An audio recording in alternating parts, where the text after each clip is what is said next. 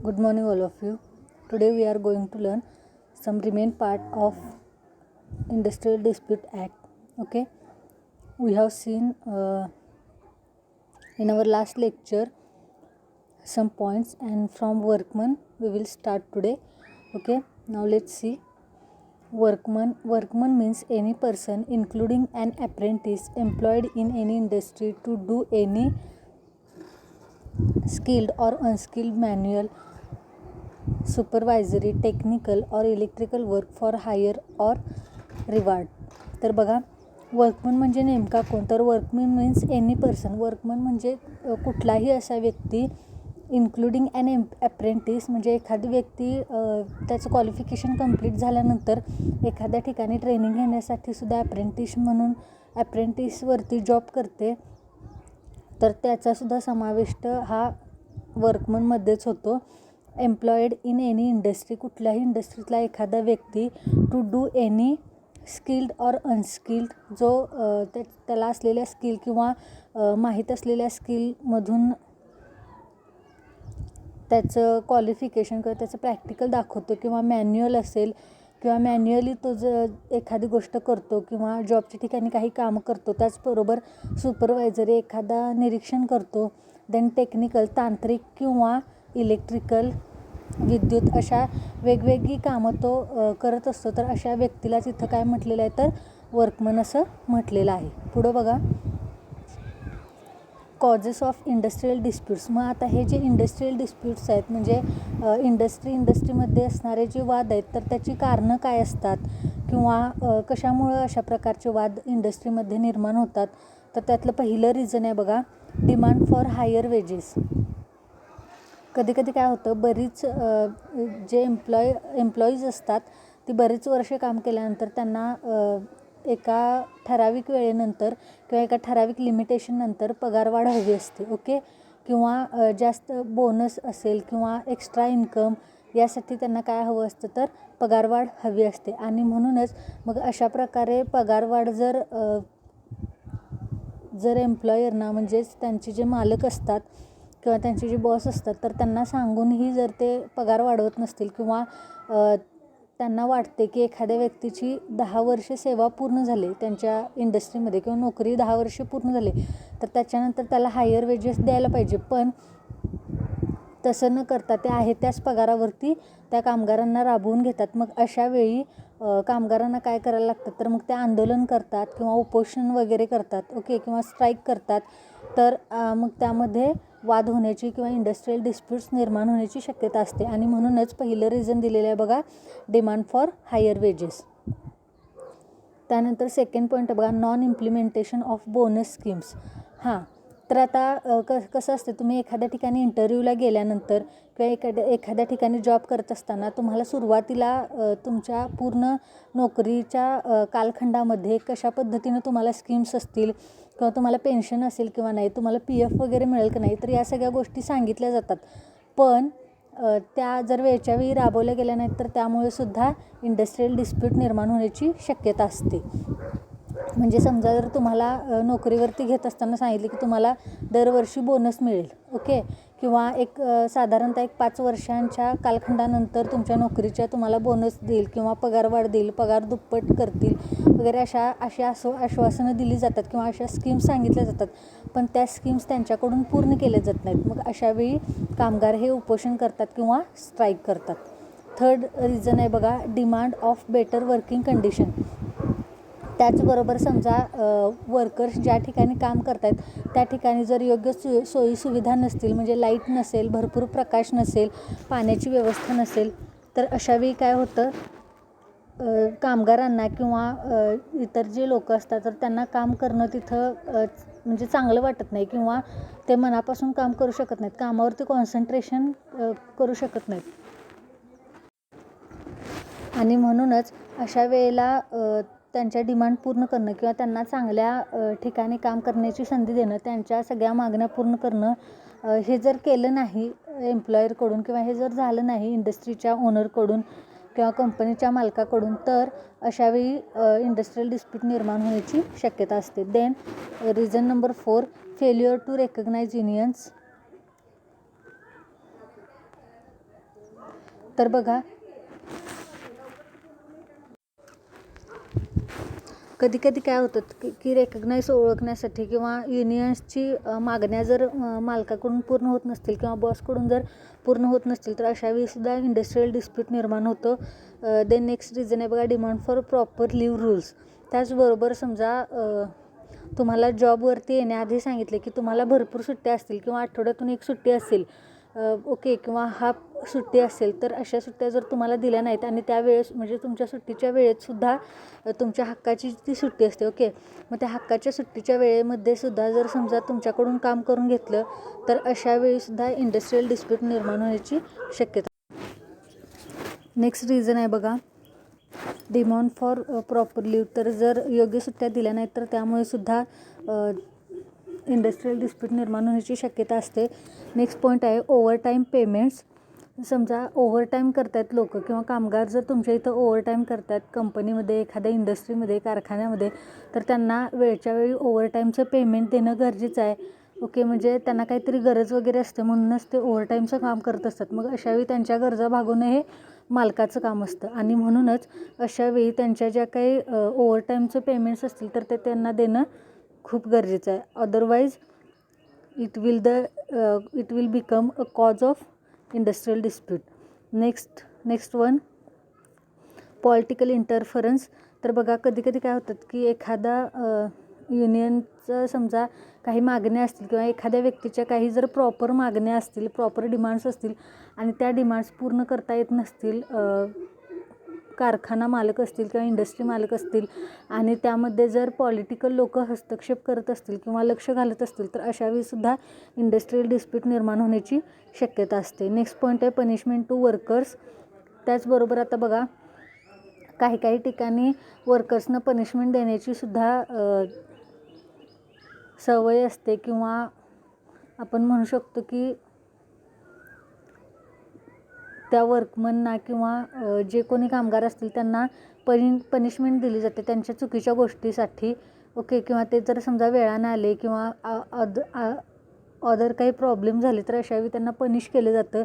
तर या पनिशमेंटमुळं सुद्धा कामगारांच्या मनामध्ये त्यांच्या मालकाविषयी, कारखान्याविषयी किंवा इंडस्ट्रीविषयी राग निर्माण होऊन इंडस्ट्रियल डिस्प्यूट निर्माण होण्याची शक्यता असते.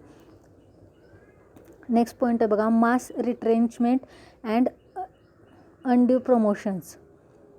तर बघा, प्रमोशन वेळेवर न दिल्यामुळे किंवा त्यांच्या योग्य त्या मागण्या पूर्ण न केल्यामुळे सुद्धा इंडस्ट्रियल डिस्प्यूट निर्माण होऊ शकतं. देन इनसिक्युरिटी ऑफ सर्व्हिसमध्ये जर सिक्युरिटी नसेल, म्हणजे समजा एक 25 वर्षांचा करार करून जर एखाद्या व्यक्तीला जॉबवरती घेतले आणि अचानक त्याला 10 किंवा 12 वर्षानंतर जर जॉब सोडायला लावत असतील किंवा लागत असेल तर अशावेळी त्याच्या मनामध्ये त्याच्या सर्व्हिसविषयी इन्सिक्युरिटी निर्माण होते आणि इंडस्ट्रियल डिस्प्यूट निर्माण होण्याची शक्यता असते. Then wrong policy or decision. जर चुकीचे निर्णय घेतले आणि ते जर कंपनीच्या हिताचे नसतील किंवा इंडस्ट्रीच्या हिताचे नसतील तर अशावेळीसुद्धा इंडस्ट्रियल डिस्प्यूट निर्माण होण्याची शक्यता होत असते. Then improper behaviour. एखाद्या बॉसचं किंवा एखाद्या मालकाचं किंवा एखाद्या कामगाराचं सुद्धा समजा जर त्याच्या बॉसशी पटत नसेल आणि त्याचं जर बिहेवियर व्यवस्थित नसेल तर अशावेळीसुद्धा इंडस्ट्रियल डिस्प्यूट किंवा जे काही इंडस्ट्रीमध्ये असणारे वाद आहेत तर ते निर्माण होण्याची शक्यता असते. नेक्स्ट पॉईंट आहे बघा, नॉन रिड्रेसल ऑफ ग्रीव्हन्स.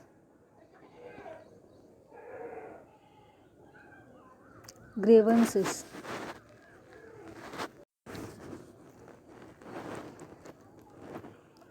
तर बघा, नॉन रिड्रेसल ऑफ ग्रीव्हन्सेस म्हणजे अदर काही प्रॉब्लेम निर्माण होऊन सुद्धा इंडस्ट्रीमध्ये वाद निर्माण होण्याची शक्यता असते. आणि लास्टचा पॉईंट आहे बघा, different types of कॉम्पेन्सेशन्स.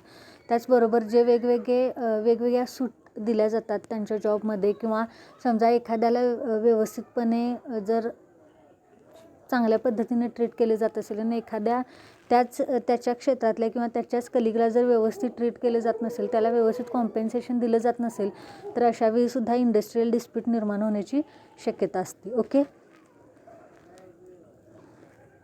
Next point बघा, प्रोव्हिजन्स अंडर इंडस्ट्रियल ॲक्ट्स. तर त्यातला म्हणजे इंडस्ट्रियल ॲक्टसाठी असलेल्या काही तरतुदी. त्यातला पहिला आहे बघा, dismissal of workers, removal of worker from job. Dismissal of workers म्हणजेच काय, तर एखाद्या वर्करला जॉबवरून काढून टाकणं किंवा कामावरून काढून टाकणं. सेकंड आहे बघा, सस्पेन्शन ऑफ वर्कमन. सस्पेन्शन ऑफ वर्कमन म्हणजे काय, तर temporary removal of worker from job.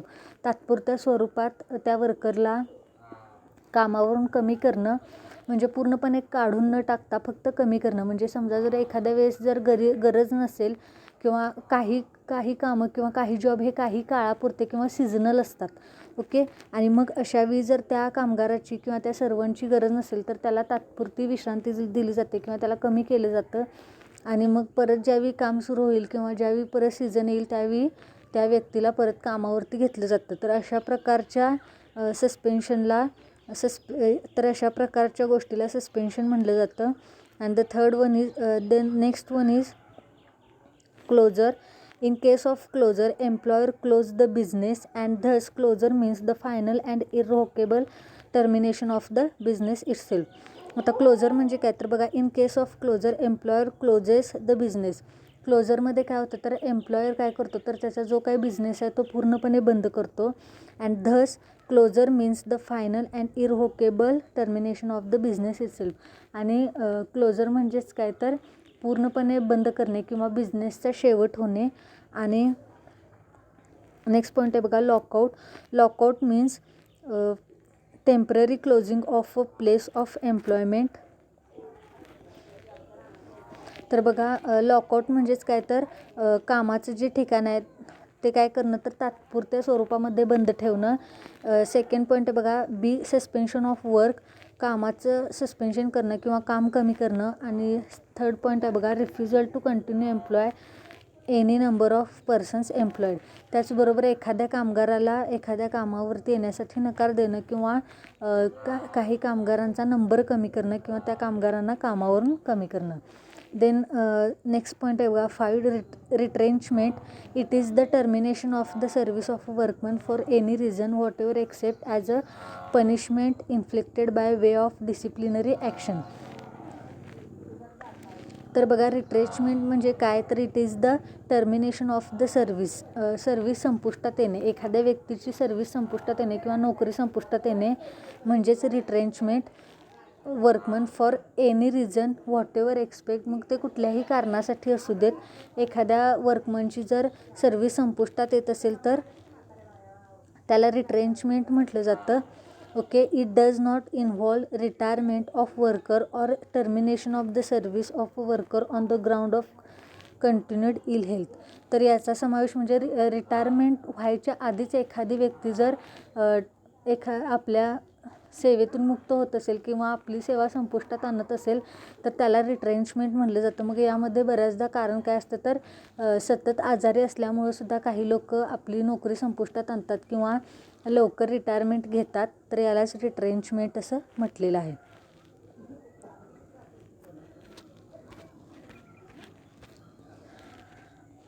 Next point बघा, settlement. Settlement means a settlement arrived at during the conciliation proceedings and includes a written agreement between the employer and workman. Settlement म्हणजे काय, तर कन्सिलेशनची जी काय procedure असते तर त्यामध्ये एक लेखी करार केला जातो. त्याला जो कुणाच्यात असतो तर एम्प्लॉयर आणि एम्प्लॉयमध्ये, आणि त्यालाच इथं काय म्हटलेलं आहे, तर सेटलमेंट असं म्हटलेलं आहे. त्यानंतर नेक्स्ट पॉईंट आहे बघा, strike. Strike is refusal under a common. I hope तुम्ही या फिगर्स ज्या तुम्हाला दिसत आहेत त्या बघतायत आणि त्याच्यावरून तुम्हाला कन्सेप्ट त्या व्यवस्थित क्लिअर होत असतील. ओके. देन नेक्स्ट पॉईंट बघा, strike. Strike is refusal under a common understanding. Strike म्हणजे काय, तर रिफ्युजल म्हणजे सगळ्यांच्या संमतीनं झालेलं कॉमन अंडरस्टँडिंग, ज्यामुळं काय होतं की मग त्यामध्ये कितीही वर्कर्स असू शकतात. Continue to work or to accept employment. मग त्यामध्ये ते काय करायला होतं, तर आपल्या ज्या काही डिमांड्स असतील किंवा ज्या काही मागण्या असेल तर त्या स्ट्राईकच्या माध्यमातून पूर्ण करण्याचा प्रयत्न करत असतात. मग त्यातला पहिला पॉईंट आहे बघा, authorities under the act and their powers. तर बघा, मग ही जी अथॉरिटी आहे ज्या लोकांकडं, तर त्याच्या अंडर असलेले पॉवर किंवा त्याच्या अंडर असलेले ॲक्ट. तर त्यातला पहिला आहे बघा, work committees. A works committee is constituted in any industrial establishment in which 100 or more workers are employed and have been employed on any in the preceding 12 months by an employer.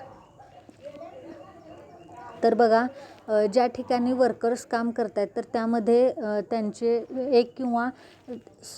5 ते 100 लोकांपर्यंत त्यांची unity असू शकते किंवा committee असू शकते आणि ते आपल्या मागण्या पूर्ण करण्यासाठी काय करतात तर स्ट्राईक करतील किंवा जे काय 12 मंथ्स असतील प्रिसेंडिंग एम्प्लॉयरकडे तर त्यासाठी काम करत असतात आणि यालाच वर्क कमिटीज असं म्हटलेलं आहे.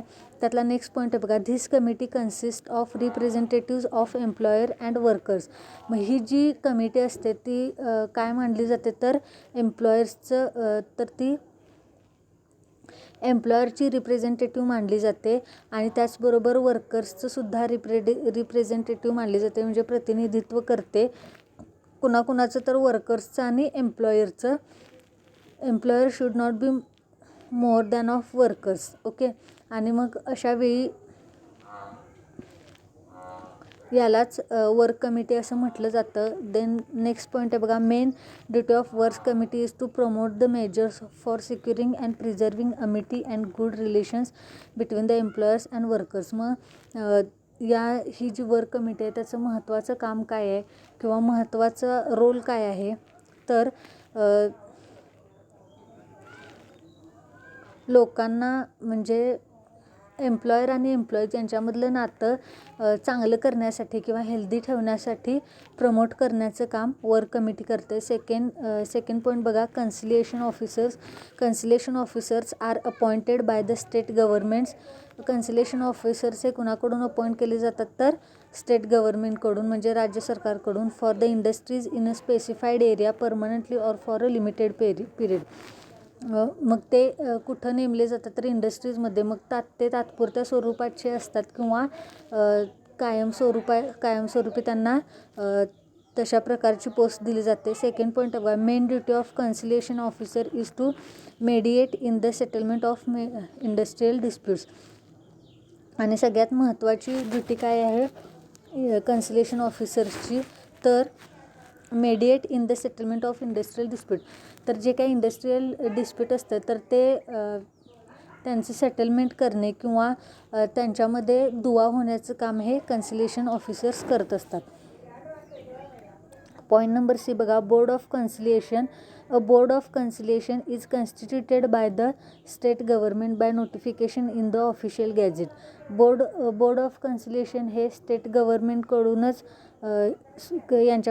यांची स्थापना केली जाते किंवा नेमली जातात आणि त्यामध्ये त्यांना ऑफिशियल गॅझेटमध्ये नोटिफिकेशन दिलं जातं. त्यानंतर सेकंड पॉईंट बघा, it consist of a chairman and 2 or 4 other members.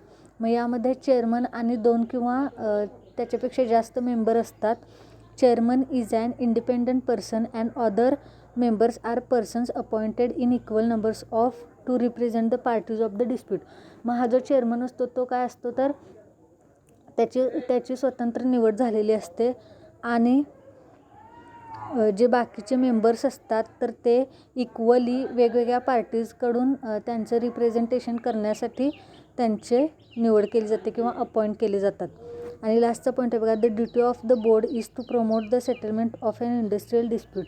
आणि मग या बोर्ड ऑफ कन्सिलिएशनची ड्युटी काय असते तर सेटलमेंट इंडस्ट्रियल डिस्प्यूटमध्ये सेटलमेंट किंवा चांगल्या पद्धतीचा काहीतरी रिझल्ट मिळवण्यासाठी ते काय करतात तर उत्तेजन देतात किंवा प्रोत्साहन देतात, म्हणजे चांगलं काहीतरी घडून येण्यासाठी इंडस्ट्रियल डिस्प्यूटमध्ये प्रमोट करतात. Next, power of the board. त्यातला पहिला पॉईंट आहे बघा, a member of a board can enter the premises of the establishment for the purpose of inquiry into any industrial dispute after any reasonable notice. तर बघा, कुठल्याही प्रकारची notice देऊन बोर्डचे मेंबर हे कुठल्याही इंडस्ट्रीच्या प्रिमायसेसमध्ये जाऊ शकतात आणि इन्क्वायरी करू शकतात. सेकंड पॉईंट आहे बघा, every board has the same powers as vested and in a civil court. ज्या पद्धतीने सिव्हिल कोर्टमध्ये पॉवर असते त्याच पद्धतीनं प्रत्येक बोर्डला त्याची स्वतःची अशी वेगळी पॉवर असते. Then third point, every inquiry by a board is treated to be a judicial proceeding within the meaning of section 193 and 228 of the Indian penal code. तर इंडियन पिनल कोडनुसार किंवा इंडियन पिनल कोडच्या कायद्यानुसार जी काही कलमं आहेत 193 आणि 228, तर त्यानुसार जी बोर्ड कन्सिलेशन बोर्ड जी काही इन्क्वायरी करते तर ती कोर्ट कचेऱ्यासारखी केस ज्या पद्धतीने लढतात तर त्या पद्धतीने त्यांना अधिकार असतो ती त्यांना ट्रीट करण्याचा इंडस्ट्रीला. ओके, नेक्स्ट बघा, courts of inquiry. These courts of inquiry are also appointed by the state government. Courts of inquiry किंवा चौकशीच्या कचेऱ्या ह्यासुद्धा स्टेट गव्हर्नमेंटकडून अपॉइंट केल्या जातात by notification in the official gazette. आणि त्याची नोटिफिकेशन त्यांनी तशा पद्धतीनं ऑफिशियल गॅझेटमध्ये दिलेली असते. To inquire into any matter appearing to be connected with industrial dispute. मग यामध्ये इंडस्ट्रियल डिस्प्यूटशी कनेक्टेड असलेल्या सगळ्या गोष्टींशी काय होते तर कनेक्ट असते आणि सगळ्या गोष्टींविषयी इन्क्वायरी केली जाते. त्यानंतर बघा, labour courts. State governments constitute labour courts for the adjudication of industrial disputes for any matter specified in the second schedule. तर बघा, लेबर कोर्ट हे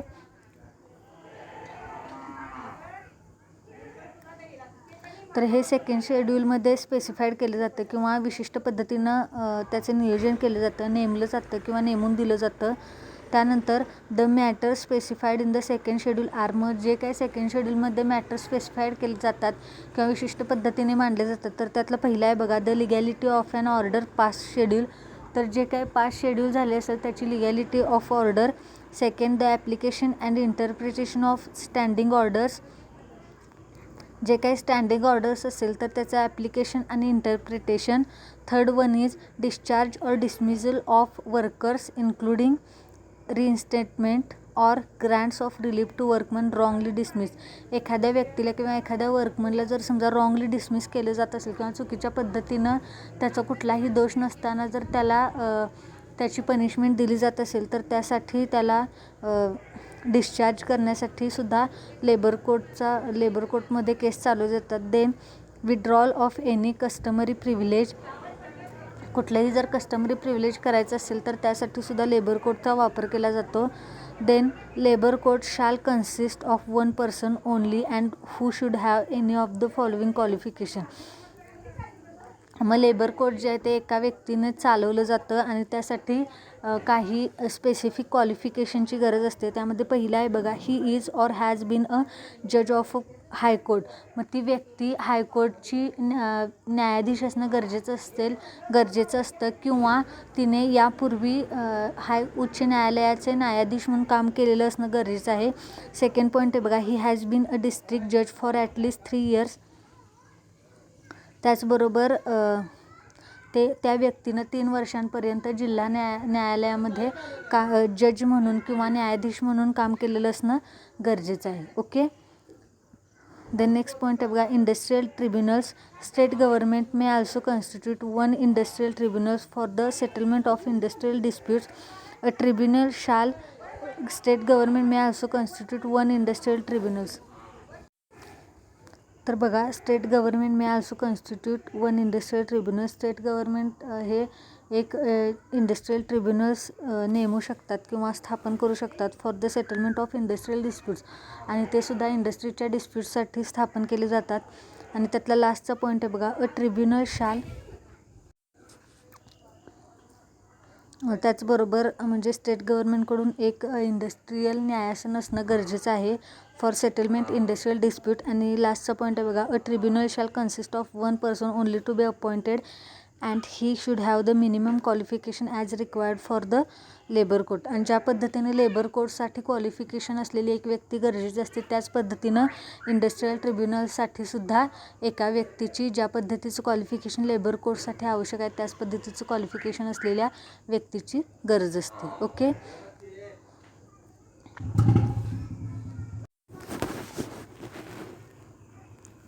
ओके, तर इथंपर्यंत आपण हे बघितलं इंडस्ट्रियल डिस्प्यूट ॲक्ट.